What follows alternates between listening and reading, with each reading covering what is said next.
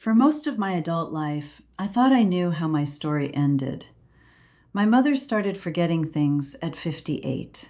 Names first, then faces, then whole conversations she'd been part of. By 63, she couldn't tell you what she'd had for breakfast.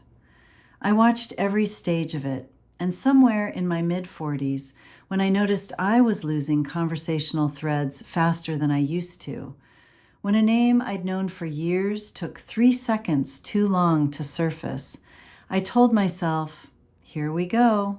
It runs in families. That's what I'd always heard.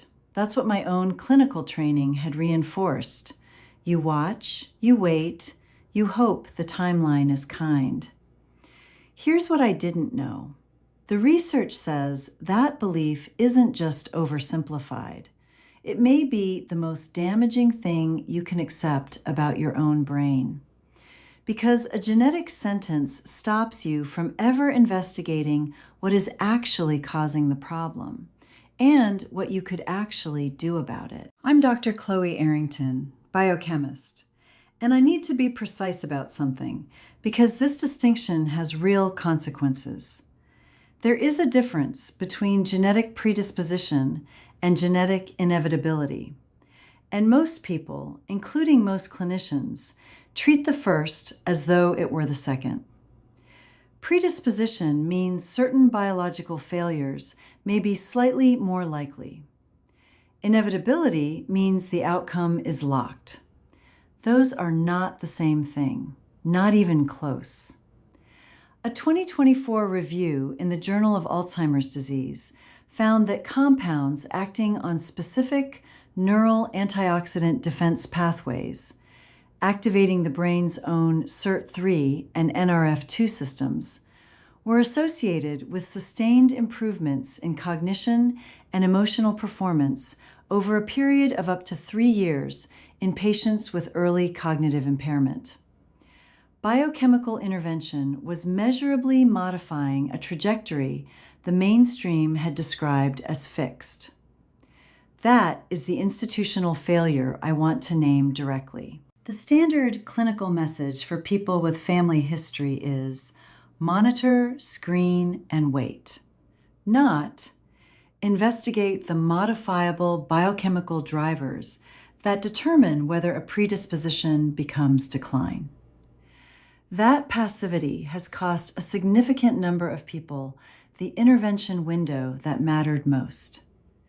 This channel exists to translate what the research actually shows, past the inherited assumptions and the oversimplified clinical narrative, so you can make decisions grounded in evidence, not family mythology. If that's what you come here for, subscribe. And right now, if you have been carrying the belief that cognitive decline is simply in your family, that you're watching a timer, type the word blueprint in the comments. Because a blueprint tells you about the design. It says nothing about whether the maintenance was ever done. Let me explain what the research shows about how memory decline actually develops and why your genetic background is only one piece of a far more addressable picture. Genetic tendencies are not outcomes. Think of your brain's memory circuitry like a recording studio mixing board. Your genes design the hardware, the fundamental architecture. But what is filling the room with static is not the hardware. It's the interference. Oxidative debris shorting out signal pathways, neurochemical buildup muffling transmission channels, degraded wiring that was never repaired because the repair crew stopped showing up. An engineer who blames the original manufacturer for that static is asking the wrong question. The board was built fine. The problem is the room. Clear the interference and the board performs. 3 specific biological failures produce that interference, and all 3 are driven by factors well beyond your genetic blueprint. First, declining nerve growth factor, NGF. This is the protein your brain uses to maintain and rebuild the neural connections your memories travel through. NGF production is suppressed by chronic oxidative stress and inflammatory signaling. Environmental and biochemical factors, not inherited fate. As NGF drops, retrieval pathways lose structural integrity, and the signal degrades before it arrives. Second, accumulating oxidative stress. Reactive oxygen species generated by metabolic byproducts, toxin exposure, and systemic inflammation, corroding neural tissue from the inside. The brain deteriorating not by design, but by biochemical neglect. Third, the failure of neurochemical clearance. Tau protein fragments and beta amyloid peptides accumulate when the brain's own cleanup process breaks down. A 2023 study published in Molecules found that a specific compound isolated from tamarind pulp measurably reduced both tau and beta amyloid levels, lowered acetylcholinesterase activity, the enzyme that degrades acetylcholine, your primary memory neurotransmitter, and increased antioxidant enzyme function. Recall improved in the tested models. Your genes didn't produce that interference. Your neurochemical environment did. And neurochemical environments respond to intervention. The most damaging mistake people with family history make isn't inaction. It's the specific form of action they take. Accepting the genetic narrative and waiting is not a neutral position. Every month of unaddressed biochemical interference is a month inside the intervention window you may not get back. Preventive supplements taken generically, if your response to family risk has been a daily multivitamin or brain blend, here is the exact reason it hasn't moved anything. The neurochemical failures driving cognitive decline are happening inside neural tissue, past the blood-brain barrier. Standard oral formulations are not engineered to reach that target. They supply the bloodstream. They do not clear the pipes. Brain training apps, taken up proactively out of fear, as I know many people with family history do. Task-specific improvement with no measurable effect on NGF production, oxidative burden, or protein accumulation. Drilling the hardware while the room continues filling with static. The effort was real. The target was wrong. Here's what it looks like when an intervention actually targets the interference, not the hardware. Day 1. Nothing perceptible at the surface. What begins is biochemical. Antioxidant defense pathways activating. The first measurable suppression of the oxidative load that's been suppressing NGF production. The clearing crew has entered the building. You won't feel it today. One critical note, this only applies if the formulation actually reaches neural tissue. Delivery format determines whether anything crosses the blood-brain barrier in meaningful concentrations. Wrong vehicle, and none of what follows occurs. Day 3. You're at your sister's house, her husband's birthday, a table full of family. Someone makes the comment that comes up at every gathering now, half joking, that you've been getting forgetful lately. The old version of that comment would have landed in your chest like a small confirmation, a door closing one more degree. Your brother-in-law mentions an old family friend, someone you haven't thought about in 15 years. The name is simply there, clean and immediate. No lag, no search delay. And what you notice first isn't the name. It's that the comment about being forgetful, the one engineered to tap the genetic fear, didn't land. The dread that was supposed to arrive with it didn't come. The retrieval worked. The sentence didn't. Day 2. What was happening underneath? While you were on your way to day 3, day 2 was running the invisible process. Autophagy, your brain's own cellular maintenance, had begun removing tau protein fragments from the synaptic spaces most critical to memory transmission.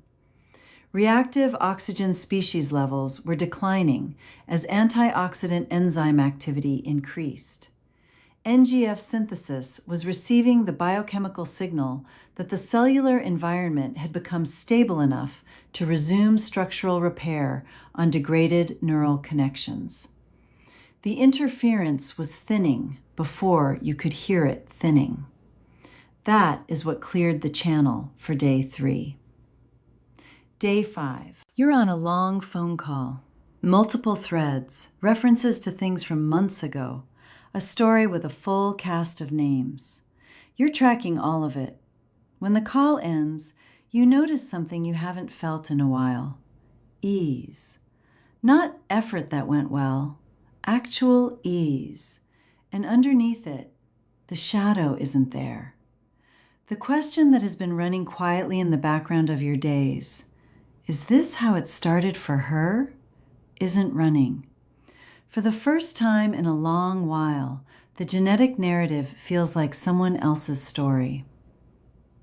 Day 7. You're writing something out, a list, an account, nothing significant. You catch yourself not pausing, not back-checking, not working against the current. The names are there, the details are there, the thread holds. You are thinking in a straight line. That is not a small thing. That is who you have always been, not a copy of a trajectory you watched someone else live. Yourself, clear, present, and running clean. If you're going to actually address the neurochemical interference, rather than simply accept the genetic story that describes only the predisposition, here is what a real solution has to do. 4 things. Most products in this category accomplish 1 or 2 at most. 1. It must actively stimulate nerve growth factor synthesis. Not add nutritional support in the vicinity of it.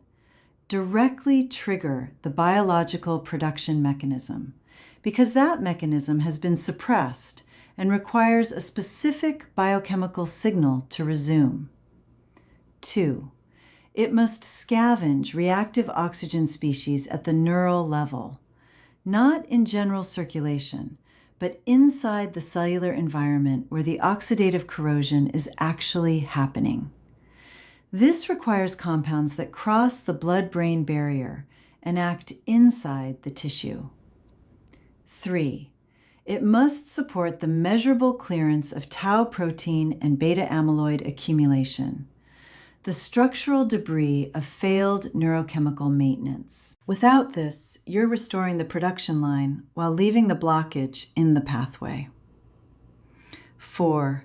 It must actually reach the brain. Neural bioavailability requires deliberate engineering. It is not the default outcome of standard oral formulation.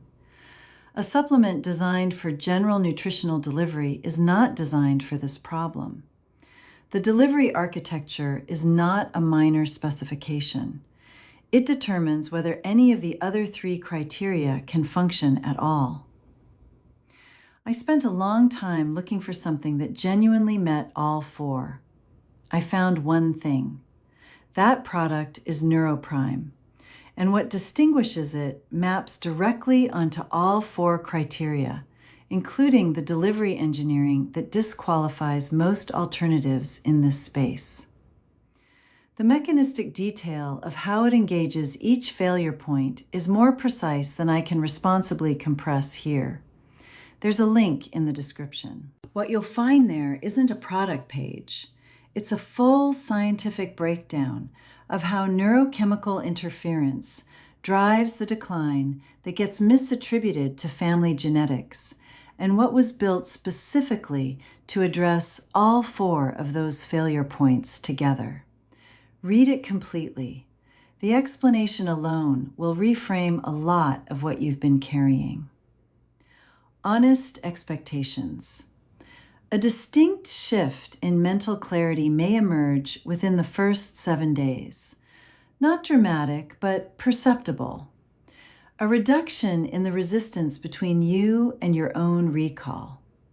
Full, sustained results typically develop over 30 to 60 days of consistent use as the neurochemical environment progressively stabilizes.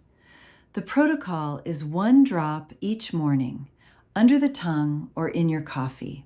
10 seconds. No diet overhaul, no app routine, no complex regimen. There is a full 365-day money-back guarantee. If it doesn't deliver, you receive a complete refund.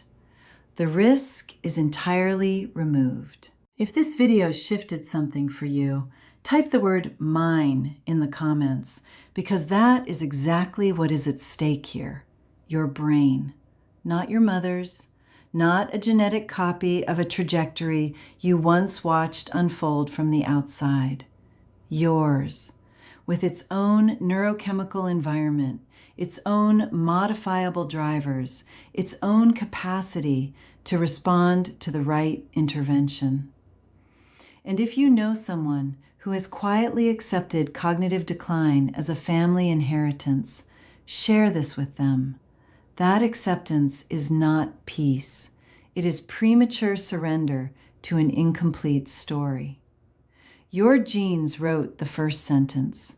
You are not living in a predetermined narrative. The rest is biology, and biology responds.